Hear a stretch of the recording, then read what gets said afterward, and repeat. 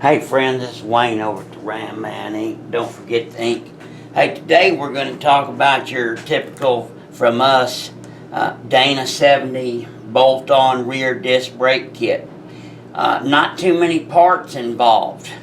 We have brand new GM style calipers from back in the day. This is an exclusive, those great big old pin calipers. We've got our caliper mounting plate. We have the 3 pedestals that are machined for the dome tubing. We've got our bolts, our nuts. We've got our 2 hoses, which of course banjo bolts, copper washers, thread right into our caliper. And then of course we have our big old rotor, our factory 2002 up Dodge rotor, basically a 13-inch behemoth. So let's get busy. I'm gonna cheat a little bit with this air thing, but there's not too many bolts to do. So first off, here is our Dana 70 end. We've taken all of our drum brakes off. We're going to say, hey, that this is the top right here. Basically, from most of the time you see in the factory, they mount those calipers in a trailing position. That means back behind the axle. So this is our passenger side. You guys are in the front. I'm over here at the pumpkin looking out. You guys are coming that way. So you with me? So we're going to mount our plate. There we go. It even says top right there. So we're going to put it up on there, and we're going to put our bolts through. Kind of snug. You may have to do your mechanics wiggle.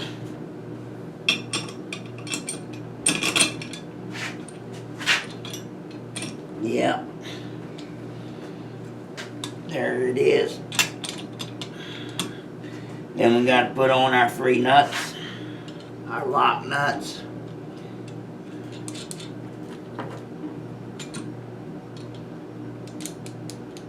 So we're almost done already mounting our plate. And this, my friends, is most of the battle.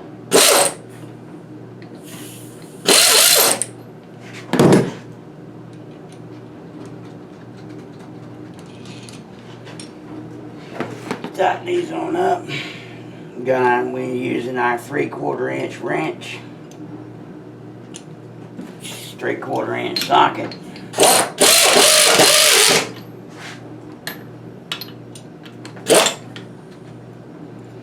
Doesn't take it.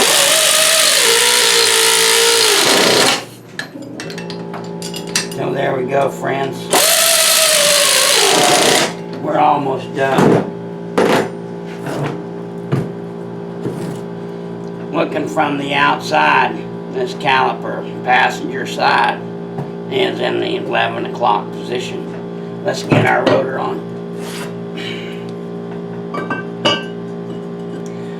Rotors fit real snug. They are hub centered. Set right down on that factory register, right down there, just as snug as you can be.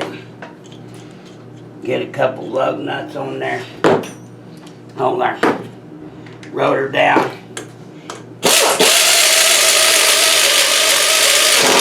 We're getting ready to mount this caliper already. We are literally almost done.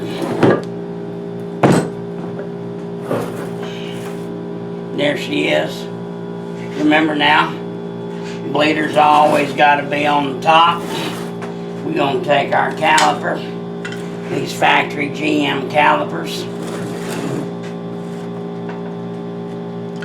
Pads come out like that in case yours fall out.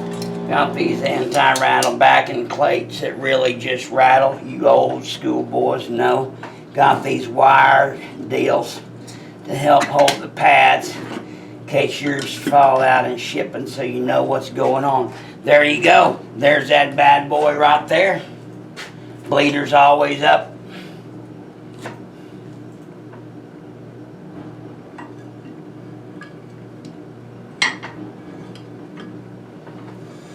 slips in just like that. Got our 2 pins. Help guide them in. Start them with your fingers. They'll thread right down. These are just location pins and guide pins, friend. These do not take all of the load. The load is carried by the machine ways of the caliper body and the plate. Let me show you real quick what's going on here. What's really going on.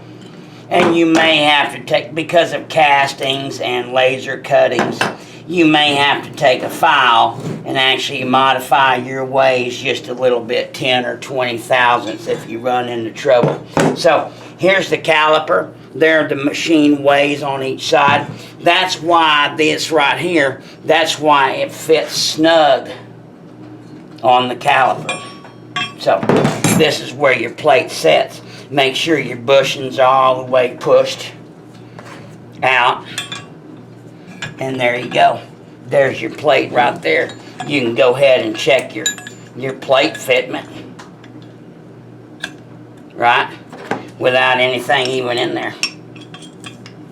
And like I said, these are designed to be really close and really snug. So, if you should have to take a little file and file off a little bit on your way to make it fit, that may be a possibility, but we don't see that very often. So, here you go. So, as the rotor's turning, this clamps down, the rotor's spinning, we're looking from the inside, rotor's spinning that away, this clamps down and grabs a hold of the rotor, and so it yanks on the bracket. So basically it's pushing against the way right there. That's what it's pushing against. That's all there is to it. Junior high, shop class level. God bless you, God bless America, and happy trucking.